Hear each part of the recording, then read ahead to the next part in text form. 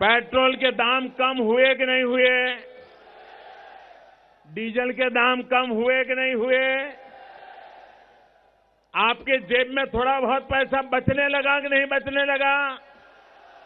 आपका फायदा हुआ कि नहीं हुआ? देश की जनता ये पूछ रही है कि प्रधानमंत्री ने देश की संसद में आश्वासन दिया था कि 100 दिन में महंगाई को कम करेंगे।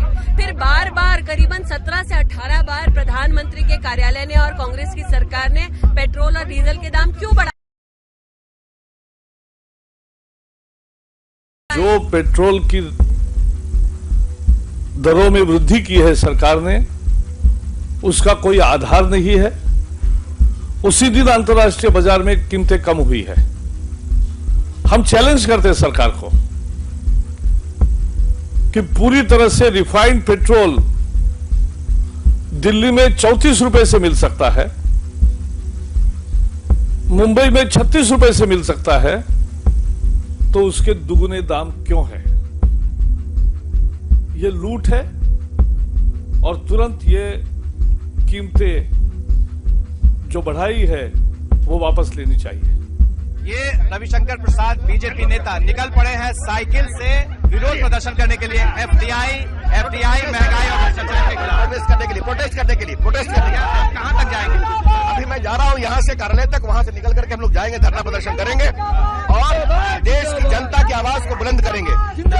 पूरे महंगाई बंद को इतना समर्थन मिल रहा है। नहीं, आप ये बताइए कि बिहार में जो आप साइकिल पर चल के निकल रहे हैं, इसका क्या मैसेज जाएगा? ये आप क्या बताना चाहते हैं कि अब हम इसमें लोकतंत्र में प्रकाश जी प्रतिरोध करना हमारा अधिकार है। तो जनता की पीड़ा को आज इसके माध्यम से उजागर करने की कोशिश कर रहे हैं। आप डीजल बढ़ा रहे हैं, बस का यात्रा बढ़ेगा, मतलब सब्जी अनाज सबका जो आवागमन हो, महंगाई बढ़ेगी।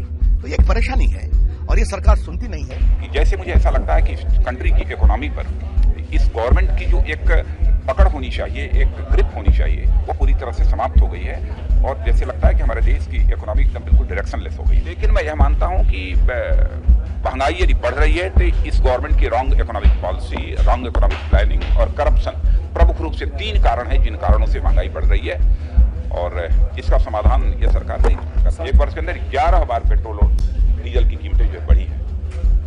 मैंने स्वाभाविक है, पेट्रोल और डीजल की कीमत जब बढ़ती है तो जो दैनंदिन उपभोग की जो वस्तुएं हैं, यानी एसेंशियल कमोडिटीज जिसे बोलते हैं, उनकी भी कीमतें स्वाभाविक रूप से बढ़ती हैं और उसका खामियाजा सर्वाधिक यदि किसी को भुगतना पड़ता है तो जो मध्यम वर्गीय परिवार के लोग हैं उन्हें भुगतना पड़ता है। जो गरीब हैं, जो किसी तरीके से 10 रुपया 20 रुपया प्रतिदिन की कमाई करते हैं, अरे उनका तो जीना दूभर ही नहीं होता है, बल्कि सचमुच उनके लिए तो आज देश में आर्थिक आपातकाल की स्थिति बना दी है इस सरकार ने। सरकार की आर्थिक नीति पूरी तरह से विफल रही।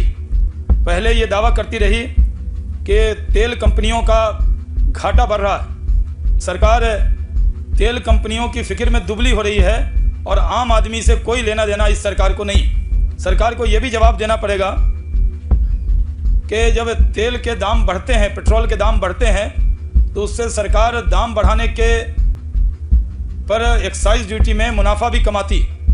तो दाम बढ़ाने की आड़ में आम आदमी पर जिस तरह का बोझ सरकार डाल रही है, इस सरकार को कोई नैतिक अधिकार नहीं है आम आदमी की बात करने का। आपको 75-80 रुपए का पेट्रोल चाहिए कि 35 रुपए का? तो आपको जो 35 रुपए का पेट्रोल दिलाएगा उसको वोट दोगे या 75-80 दिलाने वाले को? अच्छा, आपको आज गैस सिलेंडर सब्सिडी के बावजूद 425 का और सब्सिडी के बिना जो है 1200 रुपए का मिलता है। यदि आपको गैस का सिलेंडर 300 या 400 रुपए का मिले, उसको वोट करोगे या 1200 रुपए का देने वाले को?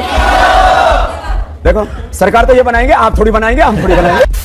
देखो, तेल के डीजल के भाव इतने महंगे नहीं होने चाहिए, लेकिन हम मोदी जी भी क्या करें, उनको सरकार चलानी है तो सबसे ज्यादा टैक्स डीजल पेट्रोल से ही आता है।